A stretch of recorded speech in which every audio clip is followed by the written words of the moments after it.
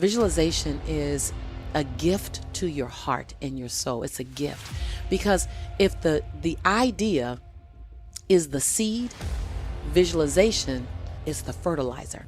It's the fertilizer because when your thoughts are connected with an emotion, see, you would visualize yourself winning and you would feel all the emotion that came with that. And all you're doing now is you're not chasing a foreign emotion.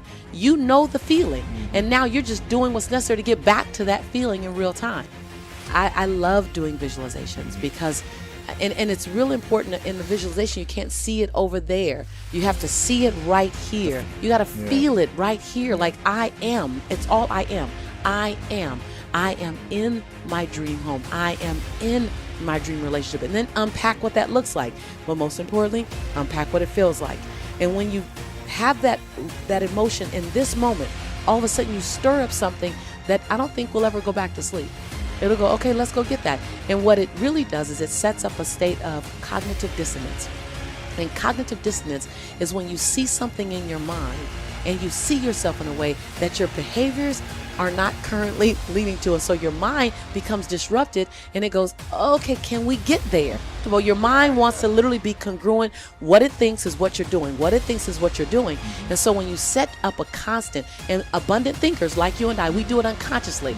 We're constantly keeping ourselves in a state of cognitive dissonance, meaning, okay, what else? And I'm seeing Lisa over there and I'm going, okay, let me go. While being grateful for my now. It's not in that I'm going to be whole and complete when I get over there. I'm whole and complete now. I just know I'm supposed to be over there. So let me do what's necessary to get over there. And let me evict any behaviors or characteristics that are stopping me and let me adopt any new ones that I need. I think that people put too big of a notion on purpose in that they think that it has to look like a Nelson Mandela or a Mother Teresa or Oprah or a you or a I. And a lot of times what you're really good at is right in front of you. What you're really great at is right in front of you. And to recognize that your calling and your purpose can change. That it can change. You have a long lifetime. It's not going to be the same calling the whole time.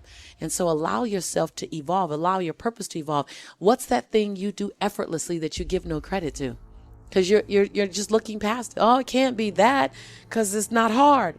How about the fact that you're a great listener? How can you take that and use that and expand that? And don't compare yourself to someone else. Comparison, I think Benjamin Franklin said, comparison is the thief of all joy.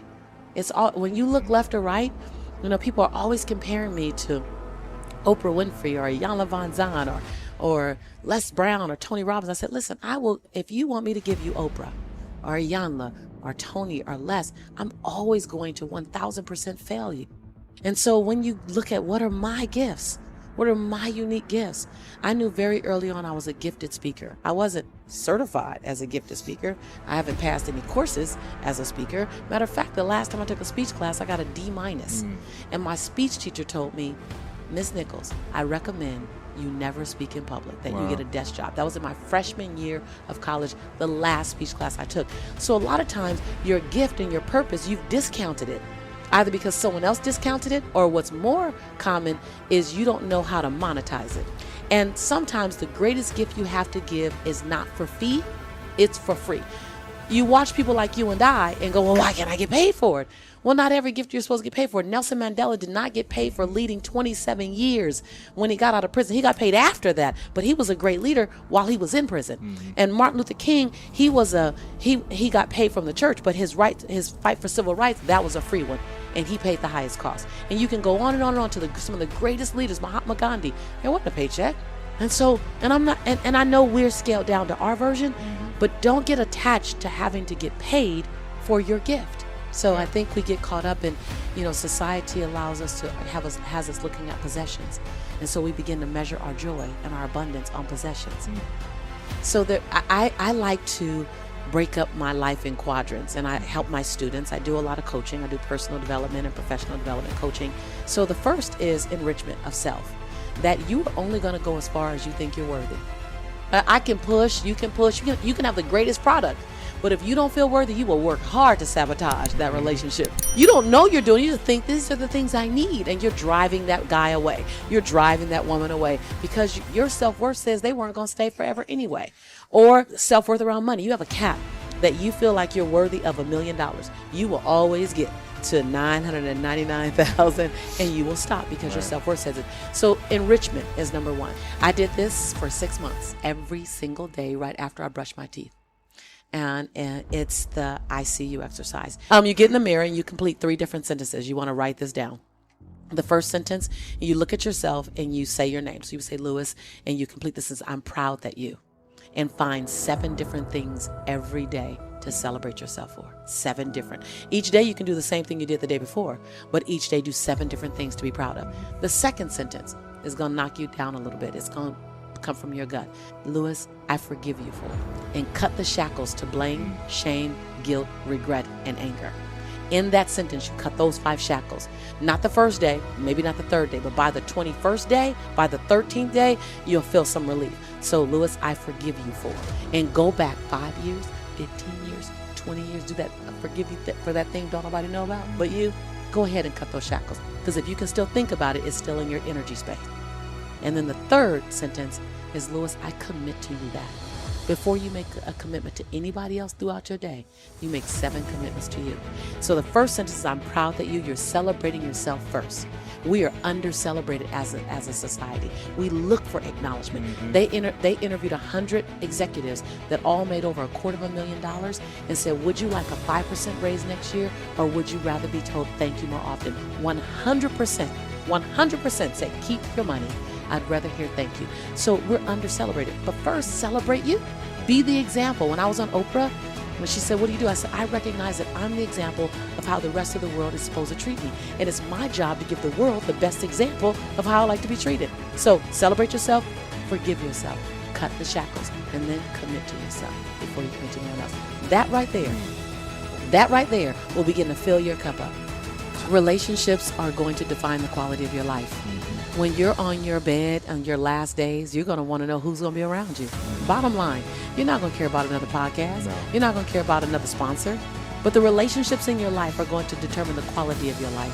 And so mind your relationships. And so in the book Abundance Now, I teach you how to heal broken relationships that matter to you.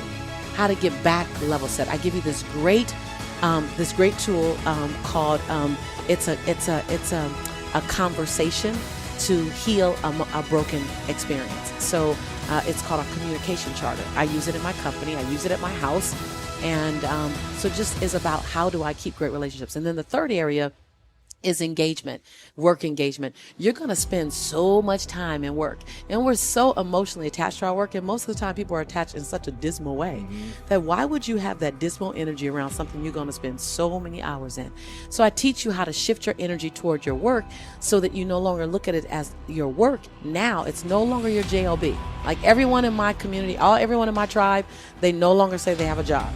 They say, I have an investor. And when you look at your job as your investor, you really rename it as your investor. And it's investing in your breathtaking future. It has the capacity to buy anything you want for your future. If you mind your money right? It can buy your freedom. And so when you look at your job, your work engagement as an investor into your breathtaking life, all of a sudden there's a different energy around it. And then the last one is money endowment. And to recognize more than the Dr. Seuss family and the Disney family and the McDonald's family and the Lawrence Welk family has a right to an endowment.